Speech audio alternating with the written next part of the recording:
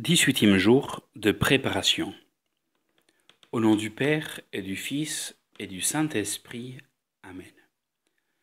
Nous nous mettons en présence de Dieu et nous demandons la grâce à l'Esprit Saint de connaître la très sainte Vierge Marie.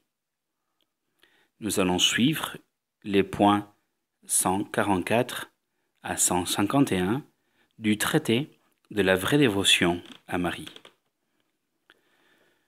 Troisième motif. Cette consécration nous obtient l'assistance maternelle de Marie. Cette donation totale de nous-mêmes à la Vierge Marie, au-delà d'être une perte, représente pour nous un très grand bénéfice, car Marie, généreuse mère autant que son Fils, en voyant notre consécration, nous donnera beaucoup plus que ce que nous, pauvrement, possédons et pouvons lui offrir. Saint Louis-Marie nous enseigne, comme cette personne consacrée est toute à Marie, Marie est aussi toute à elle. Par conséquent, pour le fait de se consacrer à elle de cette manière, elle nous appartient intimement. Cette attitude fait approcher de notre Seigneur sans crainte servile ni scrupuleuse, et le prier avec beaucoup de confiance. Cette consécration produit dans notre âme une grande défiance de soi-même, et une grande confiance et un grand abandon à la Sainte Vierge, notre bonne maîtresse. Nous ne mettons plus comme auparavant notre appui en nos dispositions, intentions, mérites, vertus et bonnes œuvres, parce que nous en avons fait un entier sacrifice à Jésus-Christ par cette bonne mère, qui les purifie, les embellit et les fait accepter de son Fils. Saint Louis-Marie continue. Elle les purifie de toute la souillure de l'amour-propre et de la tâche imperceptible à la créature qui se glisse insensiblement dans les meilleures actions. Dès lors qu'elles sont entre ses mains très pures et fécondes, ces mêmes mains qui n'ont jamais été stériles et qui purifient tout ce qu'elles touchent, hôtes du présent, qu'on lui fait tout ce qu'il peut y avoir de gâté ou d'imparfait, et les embellit, en les ornant de ses mérites et vertus, comme si un paysan voulant gagner l'amitié et la bienveillance du roi, allait à la reine et lui présentait une pomme qui est tout son revenu, afin que la reine la présentât au roi. La reine, ayant accepté le pauvre petit présent du paysan, mettrait cette pomme au milieu d'un grand et beau plat d'or, et la présenterait ainsi au roi de la part du paysan.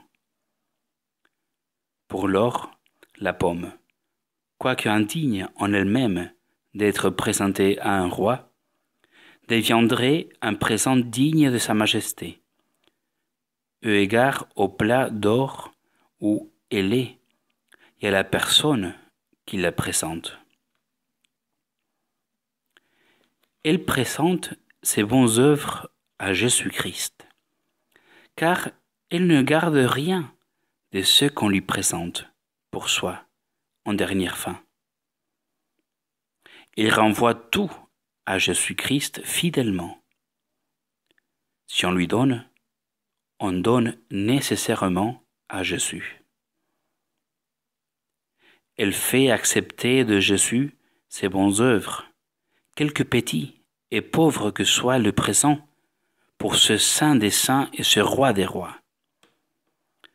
Quand on présente quelque chose à Jésus par soi-même et appuyé sur sa propre industrie et disposition, Jésus examine le présent, et souvent il le rejette à cause de la souillure qu'il contracte par l'amour-propre.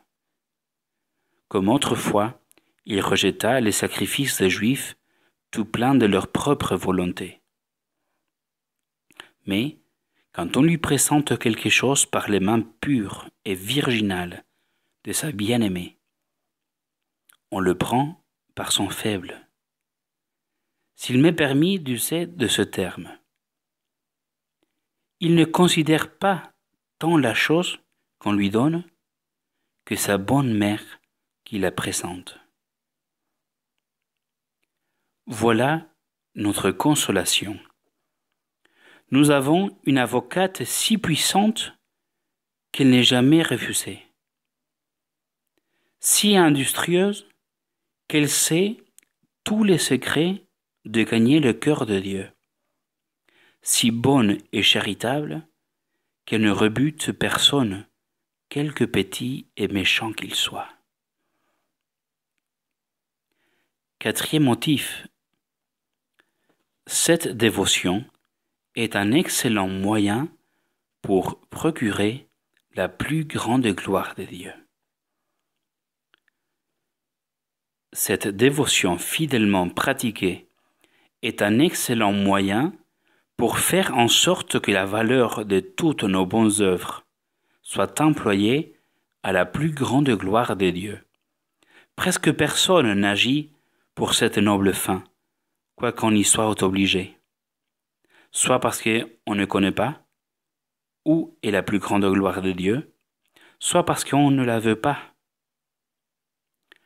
La très sainte Vierge, à qui on cède la valeur et le mérite des bonnes œuvres, connaissant très parfaitement où est la plus grande gloire de Dieu, et ne faisant rien que pour la plus grande gloire de Dieu, un parfait serviteur de cette bonne maîtresse, qui s'est tout consacré à elle, comme nous l'avons dit, peut dire hardiment que la valeur de toutes ses actions, pensées et paroles est employée à la plus grande gloire de Dieu. Prions d'après Saint Louis-Marie, Grignon de Montfort. Marie, je recours à toi dans tous mes besoins avec simplicité, confiance et tendresse. Marie, ma mère, je recours à toi dans les doutes pour être éclairé, dans mes égarements pour être redressé, dans les tentations pour être soutenu, dans les faiblesses pour être fortifié, dans les chutes pour être relevé, dans le découragement pour être encouragé, dans les scrupules pour en être ôté, dans les croix, les travaux et les difficultés de la vie pour en être consolé. Marie, tu es le recours ordinaire de mon âme. Marie, je ne crains pas de t'importuner et de déplaire à Jésus en demandant ta prière et ton intercession. Très sainte Vierge Marie, je me consacre à toi. Par toi à Jésus, par Jésus au Père. Très sainte Vierge Marie, je suis tout à toi. Litanie au Saint-Esprit.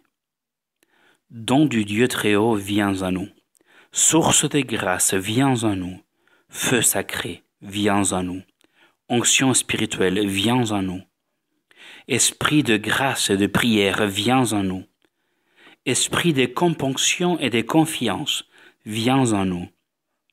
Esprit de douceur et d'humilité, viens à nous. Esprit de paix et de patience, viens à nous. Esprit de modestie et de pureté, viens à nous. Amen.